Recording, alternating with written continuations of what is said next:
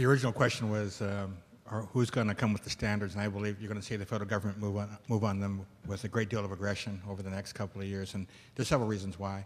If you look at the issues that the three car companies face, one of the things that they've been raising on a pretty consistent basis are healthcare costs. Not only their pension costs, but their healthcare costs. And I think you're seeing that among all employers, where we're beginning to say, hold a second, we can't afford to continue to write these checks, whether they're from the taxpayers, as in government, or whether they're from stockholders, and you see in private industry.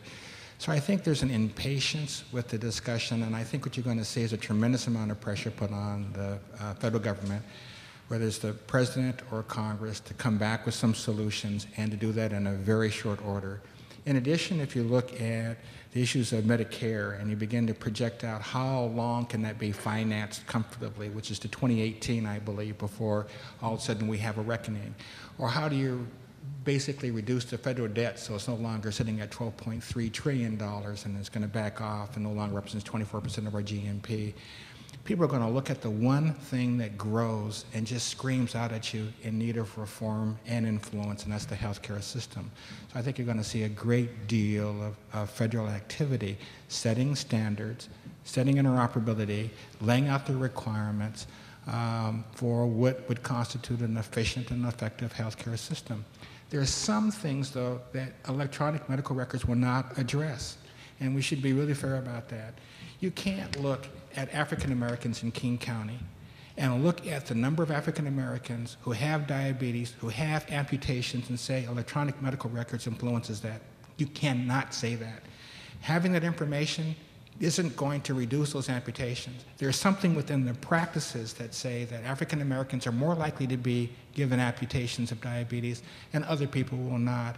And so those reforms are going to be outside electronic medical records, but a comprehensive set of electronic medical records that have the same kinds of codes in them and standards in them allows us to measure performance so we can look and say, hold it a second, we can't explain this other than the fact that people are not conscious of other more subliminal factors in the allocation of treatment.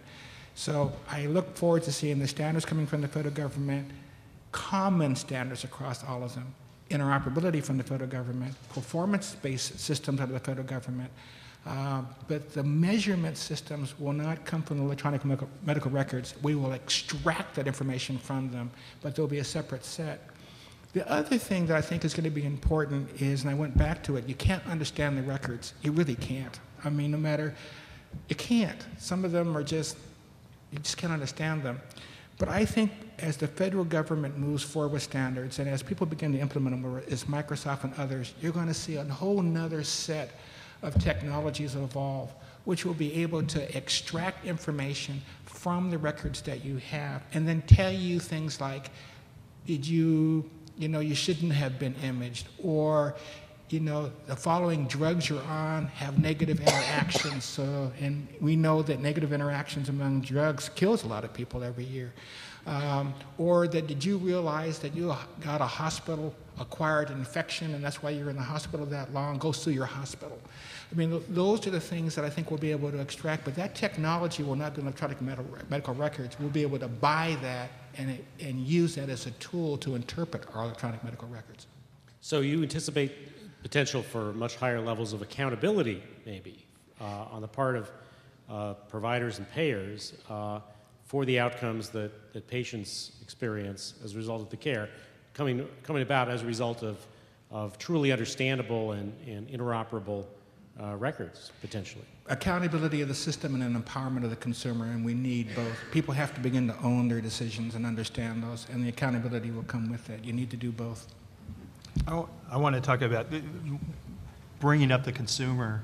A lot of the discussion we have is about interoperability, and that's a really technical way of moving data between systems, and it's a really kind of an industry-centric approach. I think we really need to talk more about portability, and that is, I got to get access to my medical record. I should be able to take that, just like I go to my various banks that I have money at and download the information. Once I've got that information, there's a lot I can do to it. I can go to other providers. I can use decision support tools, the consumer level, like QuickBooks, for banking.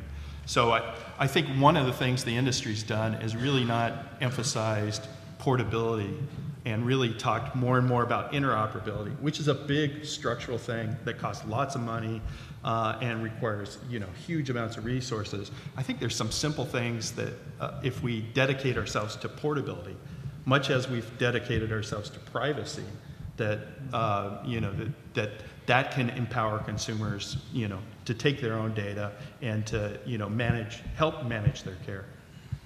VA, as many others have done, has done this through the availability of a personal health record, where parts of the electronic health record are available for the patient to share with their children or with another physician.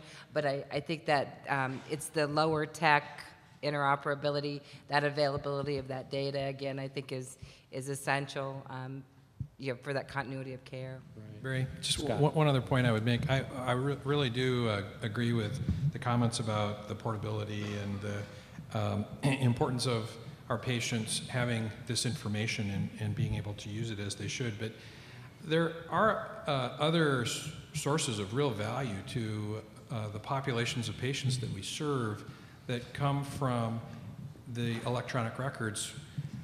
Our ability, for example, to know how many patients have been diagnosed with diabetes, and to know through our electronic information system how many of them have had the various checks that they should according to our clinical guidelines.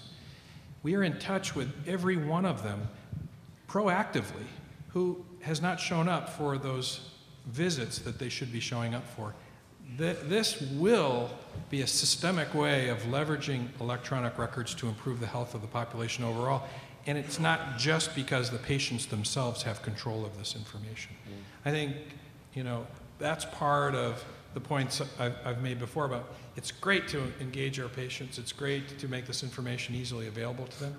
But when electronic information influences how care systems promote the health of the populations that they're serving, that's when you're going to start seeing the real imperative for investing further in these systems.